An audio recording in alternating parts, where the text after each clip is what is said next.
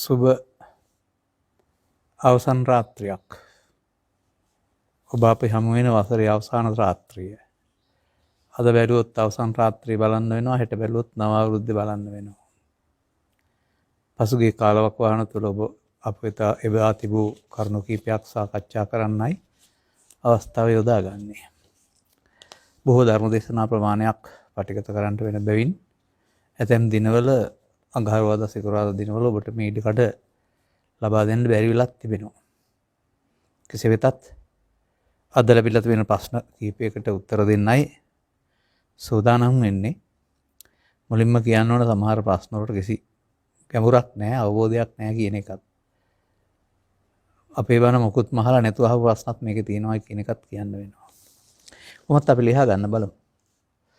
යම් පෘථග්ජන අයෙක් දසවස්තුක සම්මාදිට්ඨිය සිට ආරි සම්මාදිට්ඨියට පැමිණ සෝවාන් ඵලයට පත්වීමට පෙර ඔහු මිය ගියොත් ඔහුගේ ඊළඟ භවයේ කුමන ආයුරක් ගනීද? ලොකු ප්‍රශ්නයක් නෙවෙයි. ආර්ය සම්මාදිට්ඨියට පැමුණත් සෝවාන් වුණත් ඒ පුද්ගලයා මිනිසුන් අතර ඒ දේ කරගන්න උපදිනවා.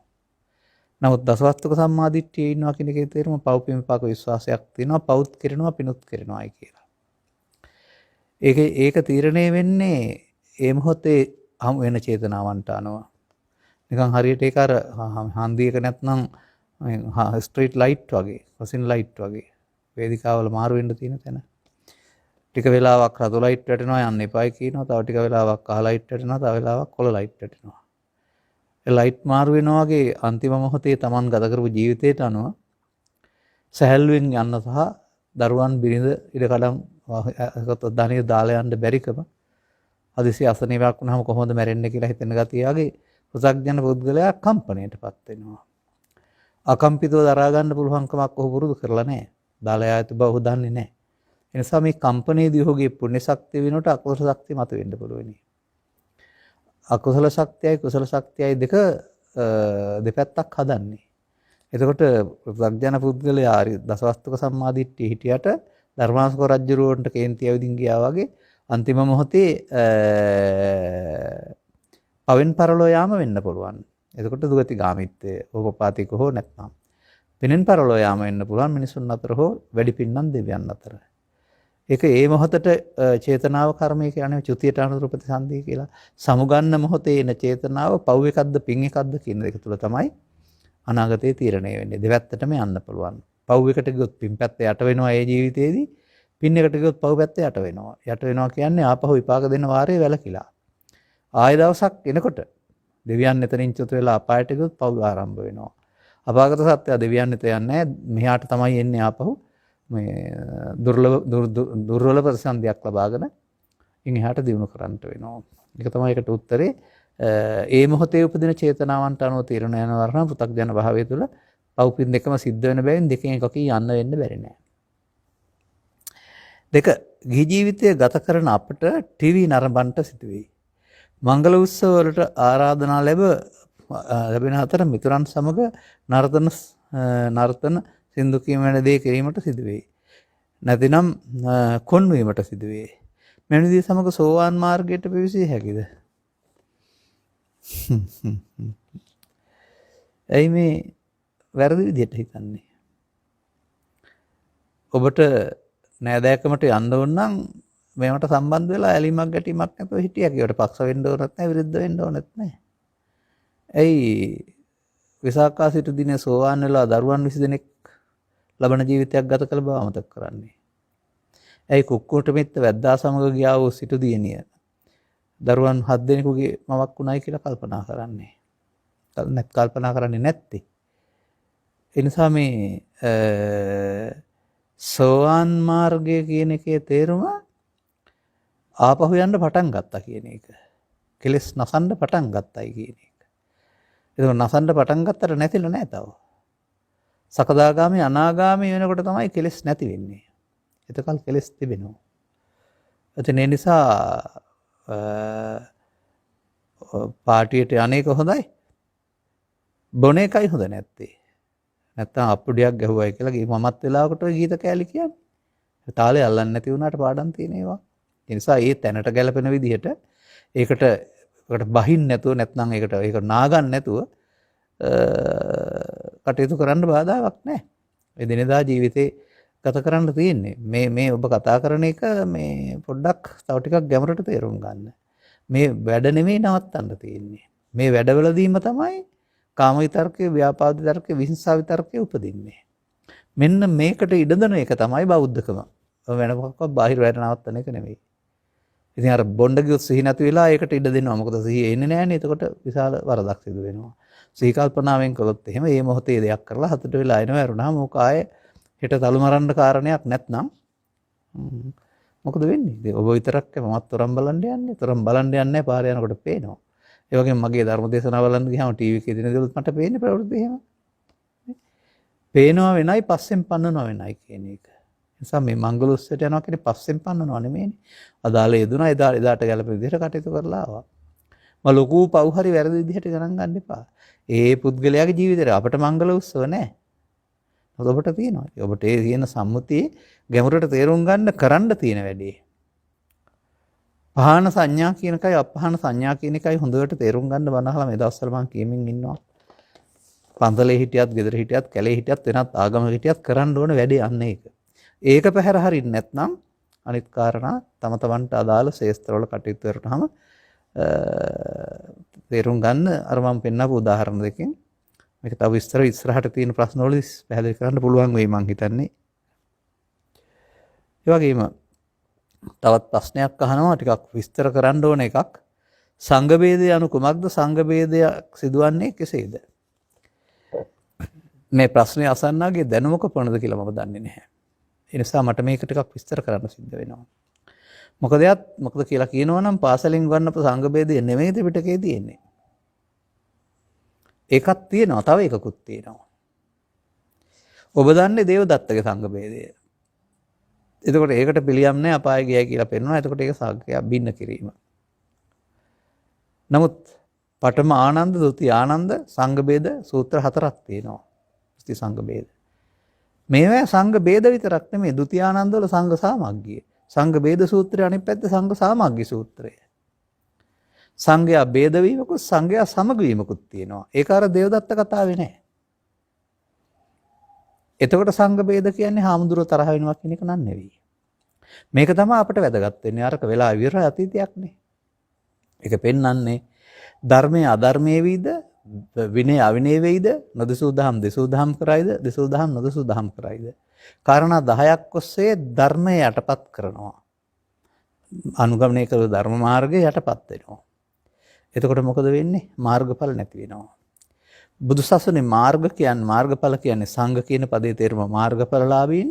මාර්ගඵලලාභීත්වයේ බිඳ වැටීම සංඝ ભેදයයි.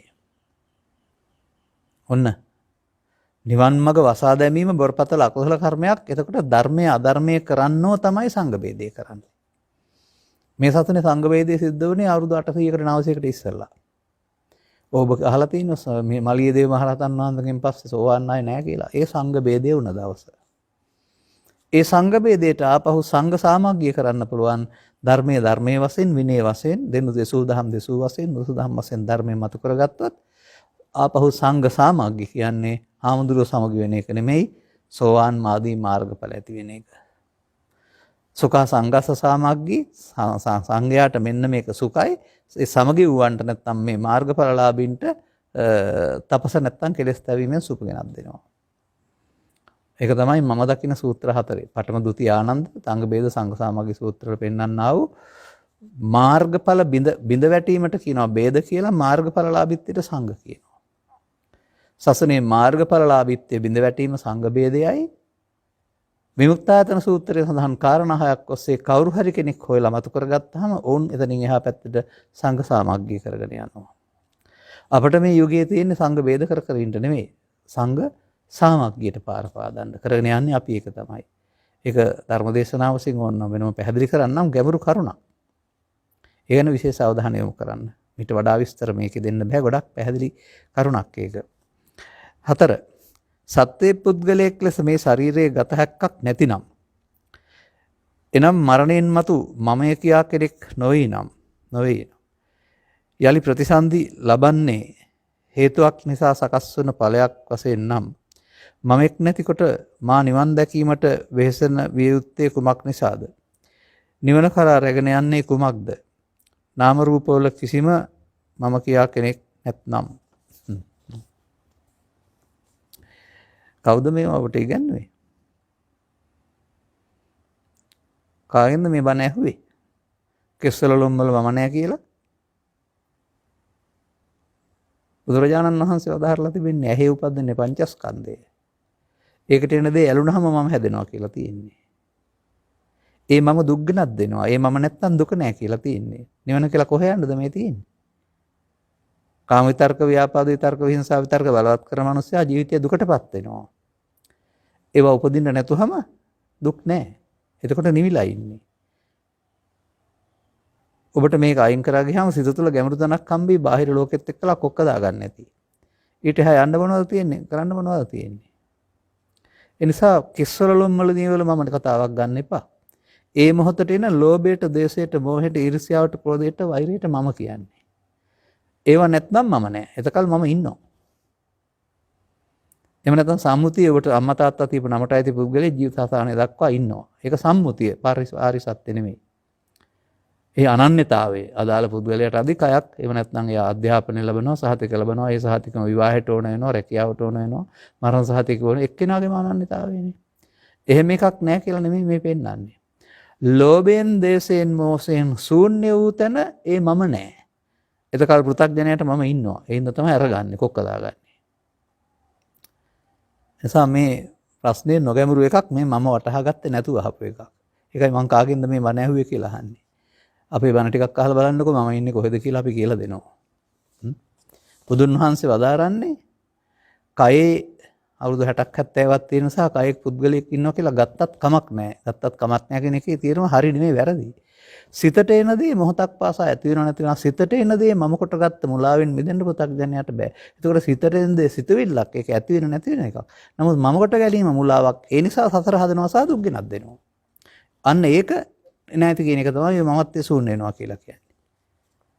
නිසා ආරි සත්‍ය ඇස් දෙකෙන් බලන හැරුණාම සම්මුති සත්‍ය ඇස් දෙකෙන් බලලා මේ ප්‍රශ්න වලට උත්තර හම්බ වෙන්නේ නැහැ. බොහෝ කාලයක් මේව වරද්දගෙන තමයි තිබුණේ.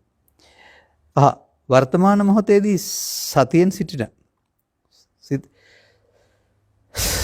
සිහියෙන් සිට ලෝභ දේශ අරමුණු අල්ලා නොගැනීම යනු උදාහරණයක් ලෙස දේශසිතුවිල්ලක් පැමිණි විට එය තවදුරටත් පවත්වා නොගෙන මෛත්‍රී සිතුවිල්ලක් ඇති කර ගැනීම හෝ වෙනත් අරමුණකට සිත පිහිටවා ඉහත දේශසිතුවිල්ල නිවා දැමීම යයි වටහාගෙන ඇත. මේ නිවැරදිද? නැත. එතකොට සිතුවිල්ලෙන් මග ඇරියා. මధుරෙක් කානකොට දැක්ක කනවා මధుරෙක් කනවා මధుරවක් යනවා කියනකොට ඒකට හිත ගියාම වැදෙනව නැති වෙනවා. එහෙම නැත්නම් අරමුණක් ආවම දැක්කා කියනකොට ඒක විචාරණ නැති වෙනවා. එතකොට අවබෝධයෙන් නෙමෙයි නැති වෙන්නේ. වෙන සිතුවිල්ලක් ගැනීම නිසා. එතකොට මේ කියන විදිහට දේශසිතුවිල්ල ආපුහම ඒකට සීල සත්‍ය උනුදුක් වෙත්වා කියලා හිතන්න ගියොත් ඒකට හිත යොමීමෙන් අරකයින් වෙනවා. නමුත් මෛත්‍රිය කියන්නේ දේශ නොකරන එකට. දේශසිතුවිල්ල කියන්නේ ව්‍යාපාද විතර්කය. ව්‍යාපාද විතර්කයේ එකට එකතු වෙන එක තමයි නිස්සුකාත් වශයෙන් ගැනීම නැත්තම් ප්‍රත්‍යඥයා කරමින් ඉන්නේ. ඒ එකතු වෙන එකට කියනවා මගේ ආත්ම වශයෙන් ගැනීම කියලා. එකතු නොවෙනවා නම් ආපු එක අන්න එකතු නොවන එක තමයි අනිත්‍ය බලනවා කියලා කියන්නේ. උප්පන්නං කාම විතක්කං ඒක උපදින්න එපා කියලා නෑ. උපදිනවා නාදි වාසේති. පිළිගන්න එපා. එකතු වුණොත් වර්තමානයේ හරහා අනාගතයට හේතු හැදෙනවා. එකතු වුණොත් ඒක මැරෙන්න ඕන. මා ලොකු ගැඹුරු දහමක් මේකේ නෑ. ඔබ සසරේ මේකට එකතු වෙලා කරගත්ත පුරුද්ද බලවත් කළා. ඒක කාමාංග බලවත් කිරීම. දැන් එකතු නොවීම බලවත් කරන්න ඒක බොජ්ජංග බලවත් කිරීම නැත්නම් සතිය බලවත් කිරීමෙන් ඒකට එකතු නොවෙන්න පුළුවන්. අපි කියමුකෝ අම්මලා ටිකක් මේ නැත්නම් අම්මලා තාත්තලා වැඩ කරමින් ඉන්නවා. ඉතින් ඔතෙන් එනවා කට කැඩිච්ච මිනිස්සෙක්. ළමයිනුත් ඉන්න තැන මොකක් හරි දෙපිට කැපෙන කපාවක් කියනවා. මේකට උත්තරේ එනවා අම්මටයි තාත්තටයි. හැබැයි දරුවෝ ඉස්සරහා කියන්න හොඳ නැහැ. මොකටද මං කියන්නේ කිව්ව කියලා හිතා ගනින් කියනවා. ආවා කිව්වේ නෑ නේද? එන එක වෙනයි කියන්න එකතු වෙන එක වෙනයි. අන්න ආවට එකතුුනේ නැත්නම් සිදුවෙන දෙයට අනිත්‍ය කියනවා. එකක් අරන් නවත්තන්න යන්න එපා. ඒකට නැති වෙන්න අරින්න එකතු නොවීමෙන්. එනිසා මේ ක්‍රමයේ තමයි සමාජයේ භාවිතා කරන්නේ. මේ ඉතින් ඕක මේ මොනවා වෙන අරමුණක් ගත්තත් ඒ අරමුණ නැති වෙන්නේ තවත් අරමුණකට මුල් තැන දෙනකොට අරක හිතින් බැහැර යනවා. අවබෝධයෙන් බැහැර යනවා නෙමෙයි එතකොට. ඒක පහන නෙමෙයි. පහන සංඥා නෙමෙයි. ඒක නාදිවාසීති පජහති නෙමෙයි. අන්න ඒක තේරුම් ගන්න තව ටිකක් බණ අහලා.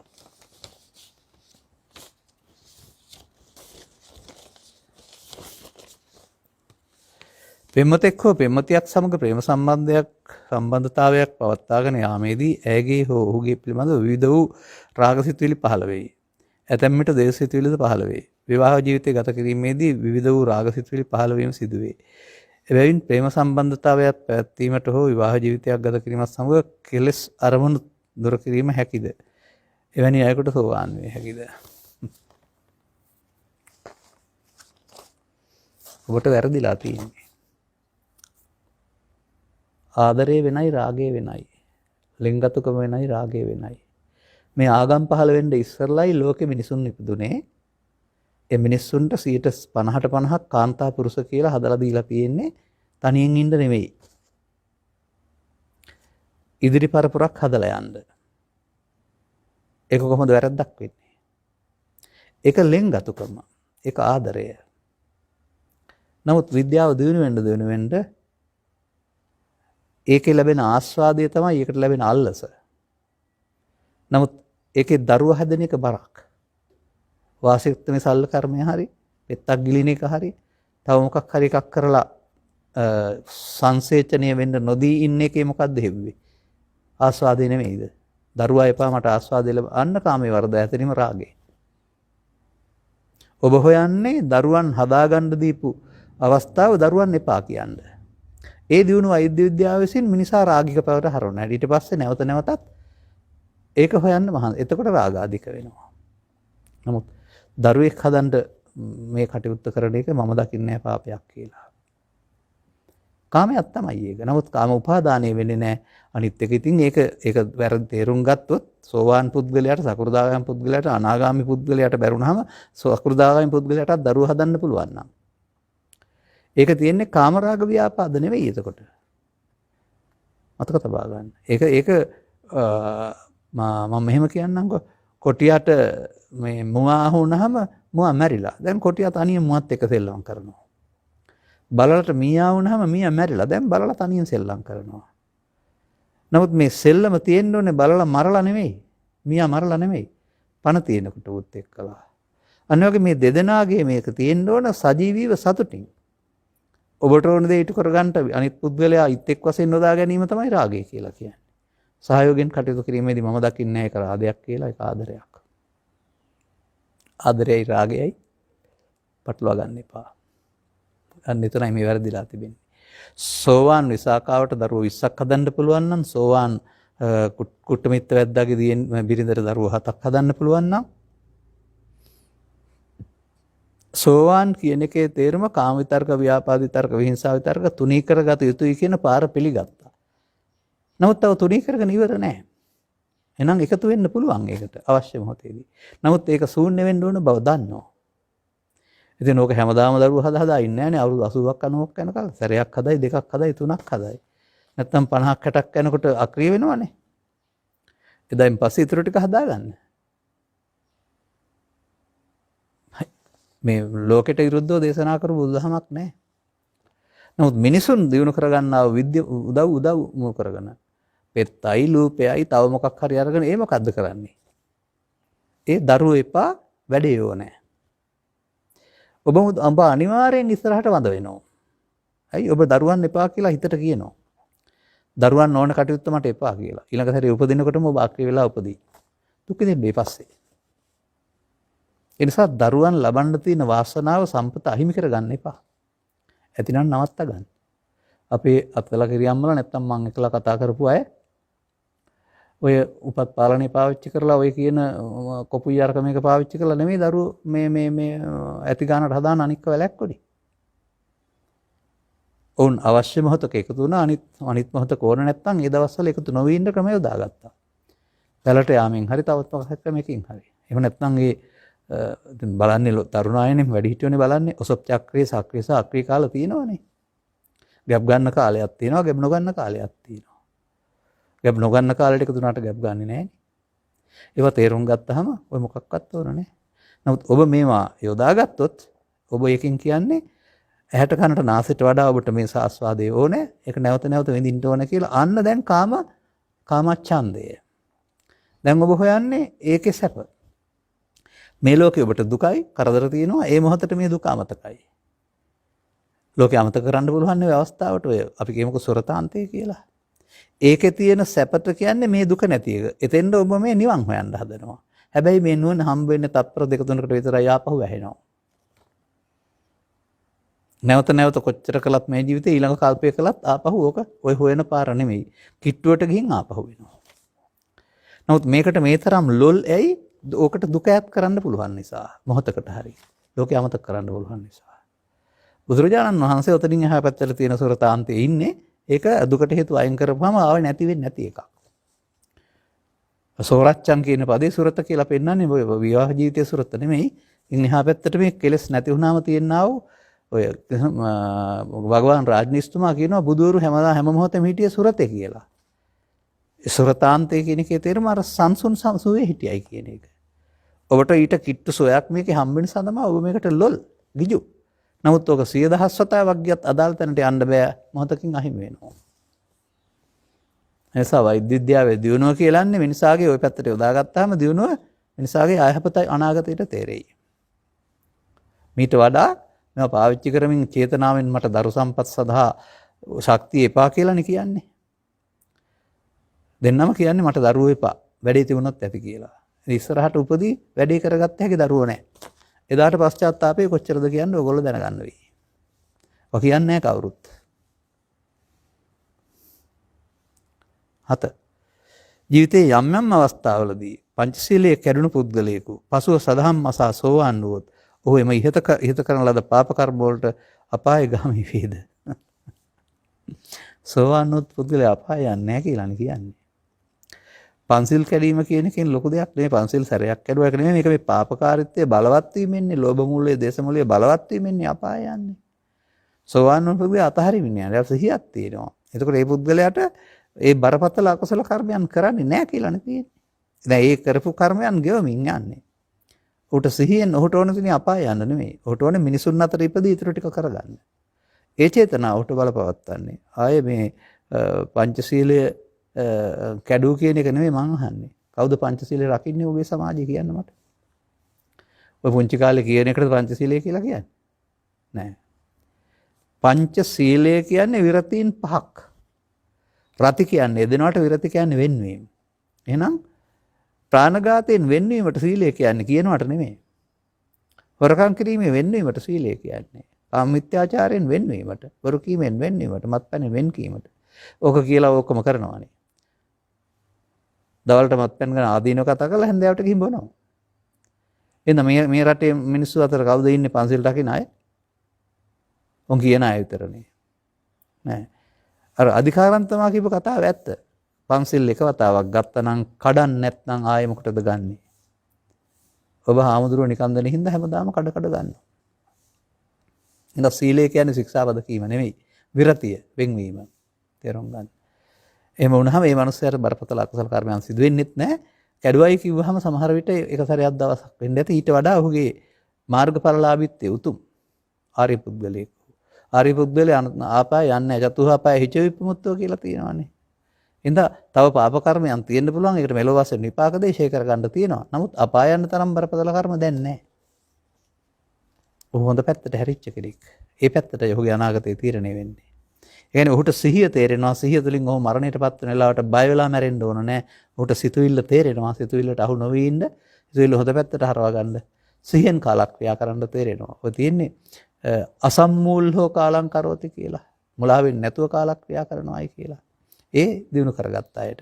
අර අනිත් අයට ඒ මොහොතේ සිහියක් ආවේ නැත්නම් මුලාව කාලක්‍රියා කරනවා. එතකොට කොහේයිද දන්නේ නැහැ. 8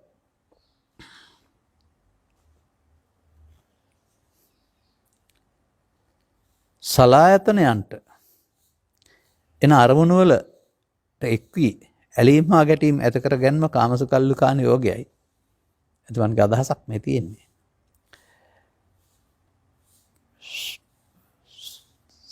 සඩායතනයන් අරමුණු එන්න නොදී යටපත් කරගෙන සිතේ අරමුණක සමාධිමත් කර ගැනීම අත්කලමතානුයෝගයයි. මෙම අන්ත දෙකට අතර මැදි වූ මධ්‍යම ප්‍රතිපදාව නම් හේතුඵල දහම අනුව පටිච්චසමුප්පාදයේ පස්සහා වේදනා අවස්ථාවලදී සතියෙන් සිට උපාදාන නොවී සිටීමයි. එවිට වැටෙන්නේ ආර්ය අෂ්ටාංගික මාර්ගයටයි මෙය නිවැරදිද? මේක තව ටිකක් විස්තර කරගන්න. ලෝකයේ තියෙන වස්තු වල සැප ඇතයි ඒ වස්තු වල සැප හොයන අරමුණු පසළු බැඳීම කාමසුකල්ලි. අනු නැවත නැවතත් යෙදීම අනුയോഗ කියලා කියන්නේ. රූපයේ, ශබ්දයේ, ගන්ධයේ බාහිර කාම වස්තු වලයි මේ සැප තියෙන්නේ කියලා සිතින් පන්නන එක. නැවත නැවත යෙදෙන එක කාමසුකල්ලි කානුയോഗය. නමුත් ඒව නෙමෙයි තියෙන්නේ සමන් හදාගත්ත සිතේ එක දන්නේ නැති නිසා නැවත හොයනවා. ඒ හිතට හත ගන්න ඒවා නැති වෙන එක දුකක් නැත්නම් වෙනත් කාරණායන එක දුකක්. ඒ නිසා සිත වෙන අරමුණකින් වසා ගන්නවා, බලවත් කර ගන්නවා. දැන් එතකොට අර වේ ඇති වෙන සැප දුක දෙකම නැහැ. සාන්ත බවක් තියෙනවා. ලෞකික සමාධි. ඒ ඔතනින් එහා පැත්තට ඔක ආකාසානාංචයතන, විඥානංචයතන, ආකින්චායතන දක්වාම දිනු කරන්න පුළුවන්. ඒත් අත්කලමතාන යෝගයේ මේ සමාධිය විතරක් නෙවෙයි. බන්දයත් අර දුකට හේතු අස්කරන පාර නෙවෙයි යන්නේ. අර ඔබ කියන ආකාරයට තමා තවන එක. ඒවට එන්ට නොදී වෙන එකකින් යට කරන එක. එතකොට මේ දෙකම අරකදී පව නැත්තම් පින මම වෙනවා මේ මොහොතට එන එක. මේකේ ධානය මම වෙනවා. මන්දයත් අරකේ අරමුණ අල්ලා ගැනීම තියෙනවා, කාමය අල්ලා ගැනීම. මේකේ රූපේ හෝ අරූපේ හේවත් ධානය අල්ලා ගැනීම තියෙනවා. ඒ නිසා අර ඒ කාම දුගතිය පැත්තට මෙයා රූපී අරූපී භව පැත්තට. නමුත් අල්ලා ගැනීමේ මුලාව දුරු කරගත්ත නැති නිසා ඒ ලබාගත් ශක්තිය පිරුණාම ආපහු එන්න වෙනවා. එහෙනම් මේ දෙකේම භව ගමන ඇරුණාම නිමාවක් නැහැ. අන්න බුදුන් වහන්සේ පහළ වෙන සමාජයේ ගෙදර ඉන්න අය මේක පිටිපස්සේ ලුහු බැඳා. කැලේ ඉන්න අය අරක පිටිපස්සේ ලුහු බැඳා. අදත් මේ සම්බුදු සසුන තුළ පැවිදි සහ ගිහි බව ඉන්න හුඟ දෙනෙක් අරමුණු පස්සේ පිළිපදලා බඳිනවා නම් සැප හොයනවා නම් කාමසුකල්ලිකාන යෝගීන්, සමාධියකට සමවැදිලා මේ සෝවාන් කියලා හිතන් ඉන්නවා නම් අත්කලමතාන යෝගීන්. ඕන්ම දන්නේ නැහැ. එහෙම එකක් හදානින්නද තියෙන්නේ. uppannam කාම විතක්කං, uppannam ව්‍යාපාද විතක්කං, uppannam විහිස්සා විතක්කං. ඒක උපන් එකේදී ඒකට එකතු නොෙමින් අතහරින්න නාදිවාසීති පජහති විනෝදේති ජන්ති කරෝති. ඉමේ පංච උපාදානස්කන්ධය අනිච්චත දුක්ඛ අනාත්තෝ. උපන් පංච උපාදානස්කන්ධයට එකතු නොවීමෙන් ඒක සිදු වෙන දේ අනිත්‍ය. එතකොට උපදින්න එපා කියලා තියනවාද? අරමුණෙන් උපදින්න එපා කියලා තියනවාද? දැන් සමාධියක් හදාගත්තාම මේ අමාරු අරමුණ අරමුණ අනික උපදින්නේ නැහැ නේ. කොහොමද වහදන්නේ? චිත්තාභ්‍යන්තරේ කොහොමද හිස් වෙන්නේ? චිත්තාභ්‍යන්තරේ හිස් වෙන්නේ ආවොත්. ඇවිදින් ඉවර වෙනවා, නොතැබුවොත් ඉවර වෙනවා. ඇයමෙන් තිවිච්ච ටික ඉවර වෙනවා, නොතැබීමෙන් ඉවර වෙනවා. එහෙම හිටපුවාම යට වෙනවා විතරයි. නිසා මෙතන තව චුට්ටක් ගන්න. පස්සහ වේදනා අවස්ථාවේදී සතියෙන් සිට වේදනාවට නොයා, පස්සටත් නොයා. පංච උපාදානස්කන්ධයක් හටගත්තා. ඒක අතීතයේ දෙයක්. මොකද මං කියන්නේ කිව්වා කියලා හිතේ තියාගනින් කියලා අතහැරියා වගේ ඒකට එකතු නොවුනහම ඒ පංච උපාදානස්කන්ධය නතර වෙනවා. අර පස්ස වේදනා තණ්හා උපාදාන බව වර්තමාන ක්‍රියාකාරීත්වය සහ වර්තමාන හේතු නතර වෙනවා. මේකට 아무තු මොකක්වත් ධර්මයක් නැහැ. මේ අපි අනුගමනය කළා වූ අනුසෝතගාමී ප්‍රතිපදාව අනිත් පැත්තට හරවන්න වෙනවා. එතකොට ඒක වීරියෙන් කරගෙන යනකොට හම්බ වෙන්නේ ධර්මයේ. ධර්මයට තමයි පැමිණෙන්නේ ඊට පස්සේ. අත්හලිතු එකම ධර්මයේ කුමක්ද කියලා අහනවා දසුත්‍ර සූත්‍රයේ. අත්හලිතු එකම ධර්මයේ පස්ස නිරෝධය කියලා තියෙනවා. එකම ධර්මයක් තුළින් මේ වැඩේ කරන්න පුළුවන්. ඒ නිසා අපි එතෙන්ද අවධානය යොමු කරලා තේරුම් ගන්න මොකද්ද පස්ස නිරෝධය කියලා කියන්නේ කියලා ඉදිරි ධර්ම දේශනාවක ප්‍රඥායකදී අහන්නත් හම්බ වෙයි. දෙකකට තුනකට කඩලා වෙනම පෙන්නනවා. එකක නම් ඒක කරන්න පුළුවන් නම් කොට හැම මොහොතේදීම දොරවල් 6ෙදීම පස්ස නිරෝධයෙන් වේදනා නිරෝධය, වේදනා නිරෝධයෙන් තණ්හා නිරෝධය, තණ්හා නිරෝධයෙන් උපාදාන නිරෝධය, උපාදාන නිරෝධයෙන් භව නිරෝධය.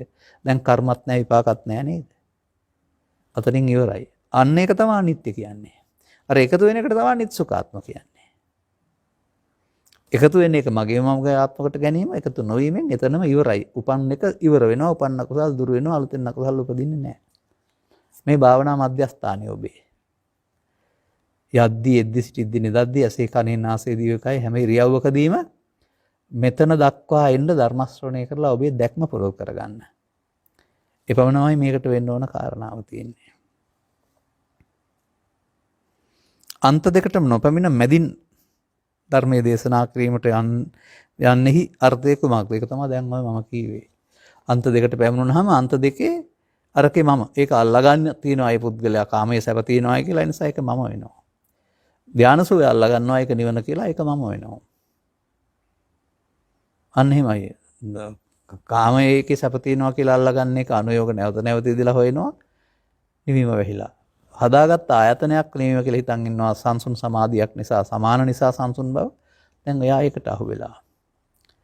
දැන් අර උපන්න කුසල් දුරු කිරීම නූපන්න කුසල් නූපදීම සිද්ධ වෙන්නේ නැහනේ යට වෙලානේ. මැදුම් පිළිවෙතේ මාර්ගයක් නැහනේ. සම්මා වායාමනේ මැදුම් පිළිවෙතේ මාර්ගය.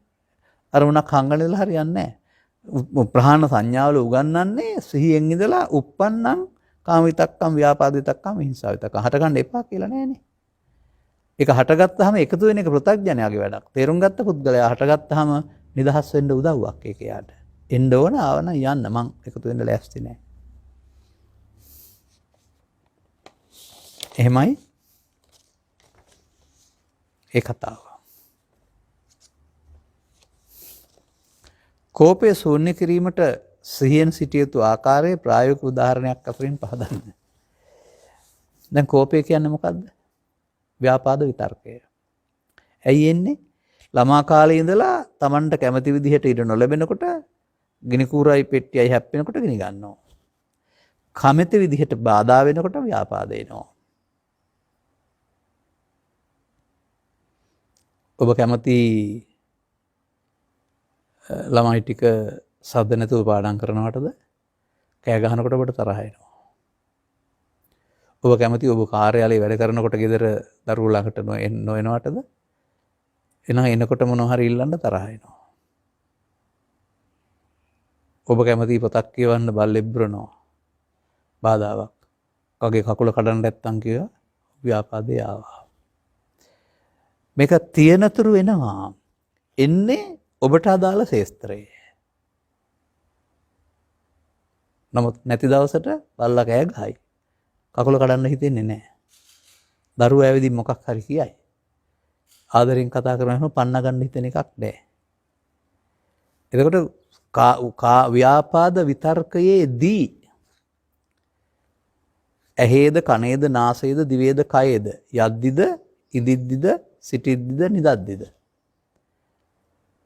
ඔබට අදාළ ශේස්ත්‍රය කුස්සියේද වැඩබිමේද බස් රථයේද නැවේද පාර්ලිමේන්තුවේද වාහනයක් කෙලවන විටද නැත්නම් ආගමික සංකේත හරහාද ඔබට අයිති ආගමික සංකේත වලට වදිනවා අනිත්ත පෙන්වන්න බෑ එහෙනම් ඔබට ඒ සංකේත ඔබට තරහ ගෙනත් දෙනවා ඒක අරක වැරදිකාරයා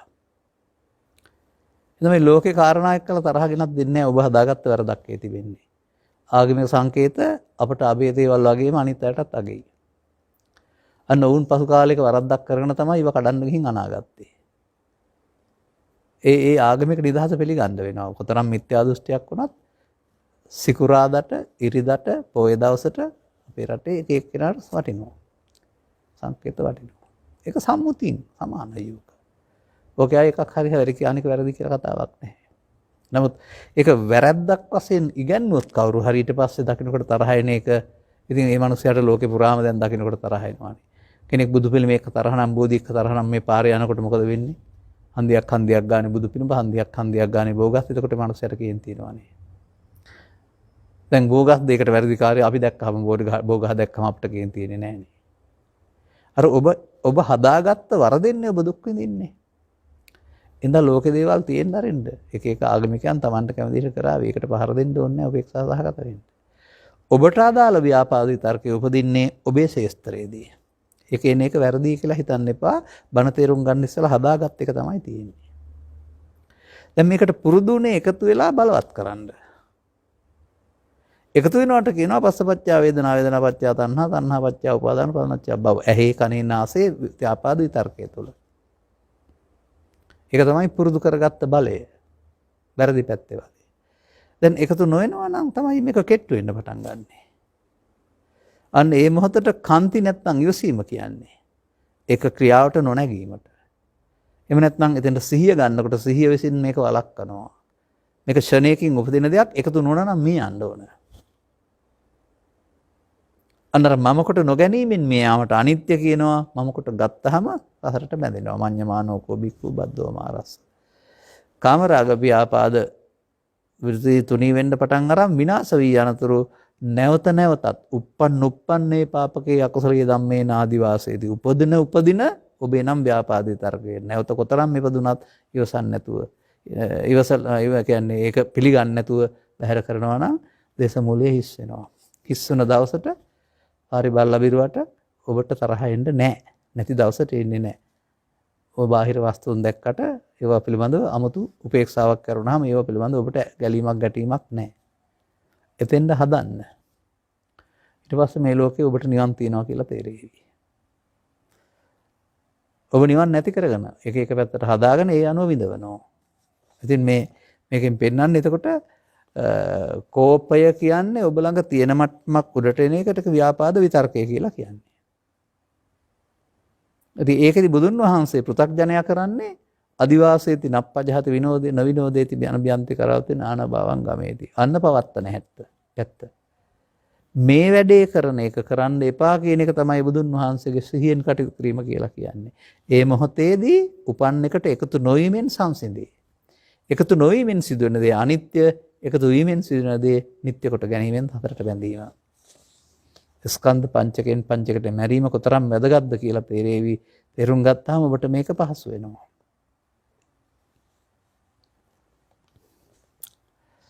ඔබ වහන්සේගේ දේශනා ඇසුරු කරගෙන කෝපයක් ඇති වී විනාඩි 10කට අඩු කාලයකදී බොහෝ විට 5කට අඩු කාලයකදී සිතින් ඉවත් කළ හැකිය. නමුත් කෝපය ඇතිවන විටම බැල්මකින්වත් හෙළිදරව් නොවනසේ එය ඉවත් කරන්න සිහියෙන් සිටින හැටි දේශනා කරන. ඒක එක දවසෙම වෙන්නේ නැහැ. ඒක අර තුනී කරනවා කියන්නේ ඒකනේ. කාමරාග ව්‍යාපාද තුනී කරනවා විනාශ කරනවා. සෝවාන් සිට සකෘදාගාමී අනාගත දක්වා තුනී කරන්න විනාශ කරන්න තියෙනවා. එක දවසෙන් එපා. උප්පන්නේ පාපකේ අකුසලයේ ධර්මයේ නැවත නැවතන් උපදින මොහොතක් පාසා බිඳුවට බහිනතුරුම ඔබ නාදිවාසීති පජහති. ඒකයි මේකට මේ තේරුම් ගත්ත පුද්ගලයාට දවස් 7ක් සහ අවුරුදු 7ක කාලයක් දීලා තියෙන්නේ. ඒක 100ක් වතාවක් 10 වතාවක් බලවත් කරගත් එකක් නෙමූලේ. ඇවිදින් එකතු නොවන තරමට ඒක දුර්වල වේගන යන එකට ආහාර හම්බ වෙන්නේ නැතුවම දුර්වල වෙන්නේ. අර ගහ ගන්නවා බෙන ගන්නවා කපා ගන්නවා කොටා ගන්නවා කියන්නේ ආහාර දෙනවා ඒකට. එතකොට තවදුරටත් බලවත් වෙනවා. දැන් බලවත් වීම නවත්තපුවම දුර්වල වෙලා ඉවර වෙන්න කාලයක් යනවා. අදම මේක නැති වෙන්න ඕන කියන්නේ පා. නමුත් ඔබට තේරෙවි ඒක නැති දවසට නෑ කියලා. තියෙන කල් ඔබ ළඟ මුල තියෙනවා කියලා බුදුන් වහන්සේ වදාරන්නේ. ඔබට කෝපය උපදිනවා නම්, ලෝභය උපදිනවා නම් ඒ උපදින්නේ තියෙන නිසා කියලා. ලෝකේ වැරද්දක් නෙවෙයිනේ පෙන්වන්නේ. ලෝකෙට ගැටෙනකොට තියෙන නිසා උපදිනවා. නැති දවසට ලෝකේ ගැටෙනට උපදින්න නෑ. එදාට ඔබට නිවිලා ඉන්න එකේ තේරුම තේරෙයි. ඔබ අවසන්න පුළුවන් බලවේගයක් මේ ලෝකේ නැති බව තේරුම් ගන්න පුළුවන් වෙයි. උදාහරණයකට මම පාසලේදී පන්තියකට යාමට අවශ්‍ය සටහන් ඉතා ඕනෑකමින් පිළිවෙල කරමින් ඉන්න අතරතුර හදිරි ඇස්වීමකට සහභාගී වීමට නිවේදනයක් ලැබුණොත් කේන්ති යනවා. ඒ වළක්වා ගන්නේ කෙසේද? ඉතින් ඒක අවශ්‍යතාවයක් නේ යන්න එපැයි. ඔබ කියන්නේ නැතුව මල කරදරය කියලා හිතන්නේ නැතුව අතහැරලා යන්න. ගණන් ගත්තොත් කරදරයක් කොට ගත්තොත් හිතත් කරදරය වෙනවා. යා යුතු නිසානේ කතා කළේ. වැඩේ නවත්තලා නිහඬව යන්න. අර එරෙහි වෙන එක ඔබ ඒක භාවිතා කරනවා. ඔබට වදයක් කොට ගන්නවා. එහෙමයි කරන්න ඕනේ. වෙන මොකක්වත් නෙමෙයි. එහෙමම නැවැත්ව සංසුන් වෙලා ගියා. ඊට පස්සේ වැඩේ කරගමු අපි. කැඳවීම සාමූහික ක්‍රියාවලියක් නේ රාජකාරී මට්ටමේකට යන්න ඕනනේ. නෝට් එක සකස් කරන අතර මම මේ මොහොතේ මිනිසුන් අතර සිටින නිසා ද්වේෂයක් ඇති විය හැකිය. සූදානම්ම සිටින ලෙස හිතට කියමින් සිටීම හරිද? හැකියයි හැතියයි සූදානම්ම සිටින්නේ නැහැ. ඔබ දැනගන්න ඕන ඔබේ ව්‍යාපාද විතර්කයේ උපදින්නේ මොන ශේස්ත්‍රයේද කියලා. අන්න ඒක දැක ගන්න ඕන එක තමයි සිහිය කියන්නේ.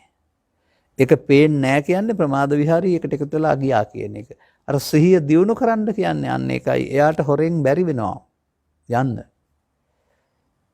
ඔබ පළවෙනි දෙවෙනි දවස්වල මේ වැඩේ කරලා හවසට කන්තක් කරයි මං කරපු වැඩේ වැරදි නේද කියලා. තව ටිකක් කල් යනකොට ඔබට ඒ සමග මතුවී කරන්න යන වැඩේ වැරදි නේද කියලා. තව ටිකක් කල් යනකොට කල්තියා මතුවේයි. එතකොට වැඩේ කරන්න දෙන්නේ නැහැ. එයාට යන්න වෙනවා. මේක වළක්වන එක තමයි මේ බුදුන් වහන්සේ ඒ මොහොතට ඒකට එකතු නොවෙන්න දිනු කරන්න ආ වූ අකුසලයෙන් වෙන්නේ මේ සති චෛතසිකය කියලා කියන්නේ. ඒකයි සතිපට්ඨානේ වඩනවා කියන්නේ. සතිපට්ඨානේ වඩනවා කියලා අපේ රටේ වෙන જાතියක් න කරන්නේ. මේ කාම විතර්කයේදී, ව්‍යාපාද විතර්කයේදී, විහිංසාව විතර්කයේදී එකට එකතු නොවෙන්න තියෙන දියුණුවකම තමයි සතිය කියන්නේ. අතනින් පටන් අරගෙන ඉන්න ආනාපාන සතියෙන් ආරෝහණයකින්. ඒක විතරක් කරුවට මොකුත් වෙන්නේ නැහැ. මේ මොහොතට ඔබ දියුණු කරගත්ත මේ සිහිය එනවා. එයායින් එහාට යන්න දෙන්නේ නැහැ. ඒ නිසා මේකට වෙන විකල්පයක් නැහැ. ඒකයි සිහියෙන් කටයුතු කිරීමයි කියලා අප්‍රමාදයේ නිවනට මගේ කියලා කියන්නේ. ඒ මොහොතට මේ එකතු නොවෙන්න හරස් කපන්නා සිහිය. මම ඔකට උදාහරණයක් පෙන්නුවා. සාකේ කොළේ වංශිකයන් වතුර බෙදා ගන්න රෝහිණී නාගේ දැන් දෙපැත්තට එකතු වෙලා කොටා ගන්න ලැත්තිය කපා ගන්න. නමුත් බුදුන් වහන්සේ සාකේ කොළේ දෙගොල්ලන්ගේම නෑදෑයෝ. දෙගොල්ලන්ටම ආයහපත කැමති නෑ. මැද්දට ආවනේ. මැද්දට පැන්නහම සංසිඳුණා නේද?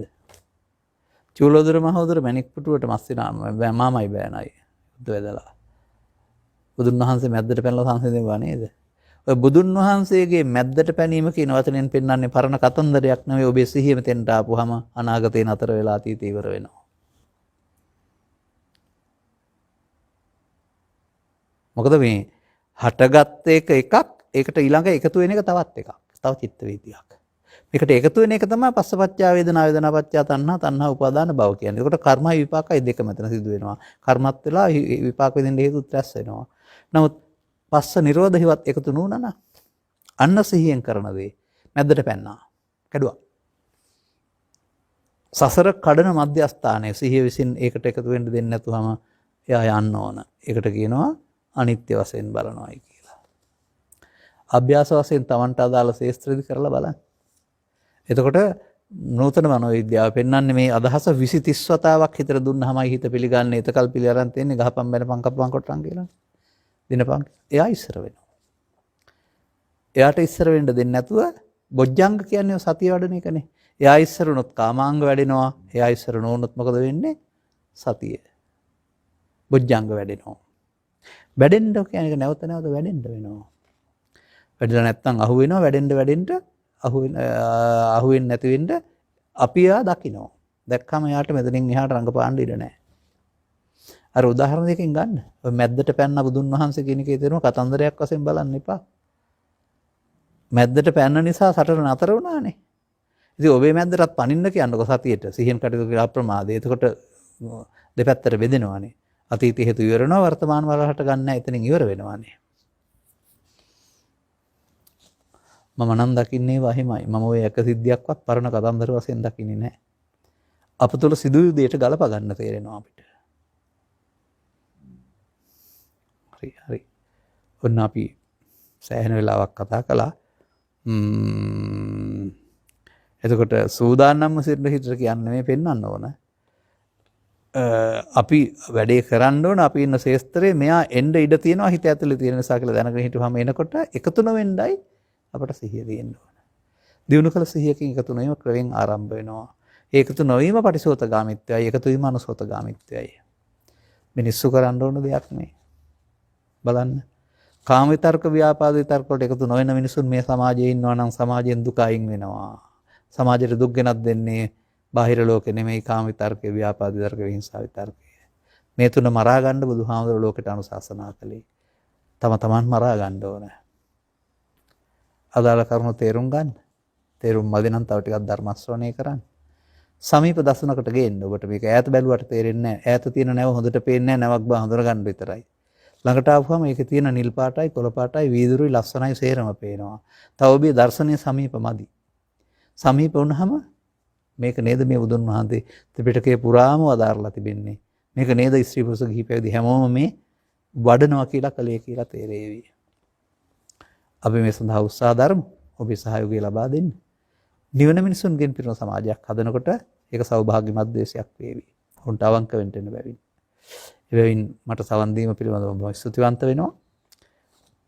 හෙටින් ලබන්නා වූ අවුරුද්ද සිහියෙන් කටයුතු කරමින් ඉඳමින් ධර්මයේ සරණින් කාම විතර්ක ව්‍යාපාද විතර්ක විහිංසා විතර්ක මේ සමනය කරගනිමින් එහෙම නැත්නම් දුර කරගනිමින් අටලෝ දහමට ධර්මයේ සරණින් මුහුණ දී ජය ගන්නට සුබ අලුත් අවුරුද්දක් වේවා කියලා නෙමෙයි මම පෙන්නන්නේ.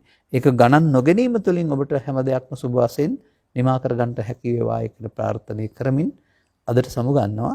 ඊළඟ ඉඩ තියෙන දවසක 2022 වසරේ නැවත මුණ ගැසෙමු. සුබ රාත්‍රියක්. අර කියන ධර්මයේ සරණින් සුබ නව වසරක් වේවා.